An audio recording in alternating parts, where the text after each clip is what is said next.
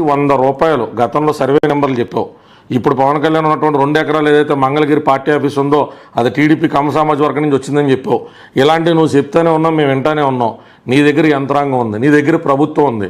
పవన్ కళ్యాణ్ అనేటువంటి వ్యక్తి ఆర్థిక లావాదేవీలకి సంబంధించి పవన్ కళ్యాణ్ అనేటువంటి వ్యక్తి పట్టుమని 10-12 లక్షల రూపాయల కార్లు, 10 కార్లు అంటే ₹1 కోటి.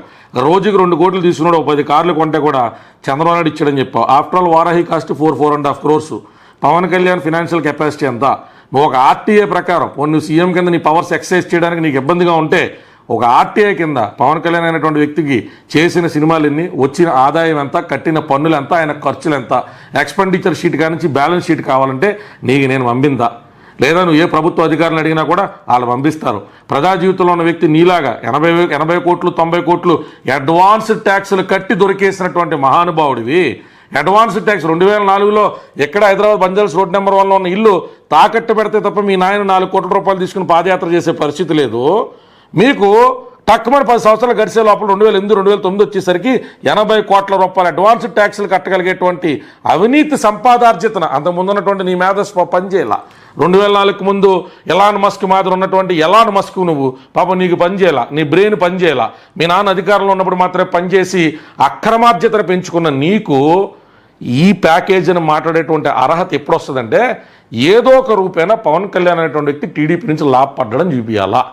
2014లో పార్టీ పెడితే నిజంగా ప్యాకేజీ తీసుకున్నాడు ఏం చేస్తాడు తెలుసు? జగన్మోహన్ రెడ్డి ఒక 20 సీట్లు అడిగి తీసుకుంటాడు, తన అభ్యర్థుల్లో 10 మందిని గెలిపించుకుంటాడు. 2019కి ట్రాక్ వేసుకుంటాడు. 2018-19 తన మద్దతుదారులైన ప్రభుత్వ అధికారంలో ఉన్నప్పుడు 10 సినిమాలు ఎక్స్ట్రా చేసుకుంటాడు, 10 యాడ్లు తెచ్చుకుంటాడు, 100 ఎకరాలు తన దాయాదులకి తన కూడా తిరిగినటువంటి బినామీలకి కూడా రాయించుకుంటాడు, 4 ఎమ్మెల్సీలు అడుగుతాడు, 4 పోర్ట్ఫోలియోలు అడుగుతాడు. నీకు చెప్పేదా అని అడుగుతున్నా.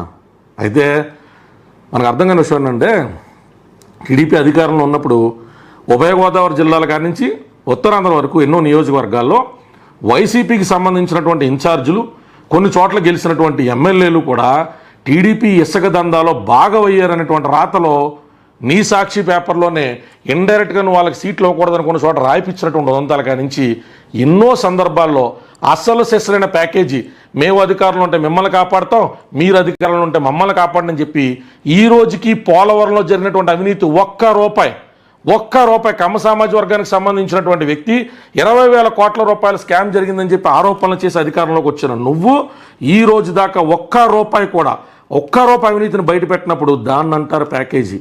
చంద్రబాబు నాయుడుతో లోపాయికారిగా నీకున్నదంటారు ప్యాకేజీ. ఇన్నాళ్ళ అధికారంలో నువ్వు కానీ కొడాలి నాని కానీ చంద్రబాబు నాయుడు దుయ్యబట్టేటువంటి నీ తాలూకా మంత్రులు కానీ ఎమ్మెల్యేలు కానీ ఒక్క కొత్త విషయం ప్రజలకు ఎప్పుడైనా వివరించి చెప్పారా? ఒక్క కొత్త అవినీతిని ప్రజల ముందుకు తీసుకొచ్చారా? ఒక్క అవినీతి విషయంలో ఒక్క కేసు పెట్టారా? అంటే నీ 4.5 సంవత్సరాల ప్రయాణం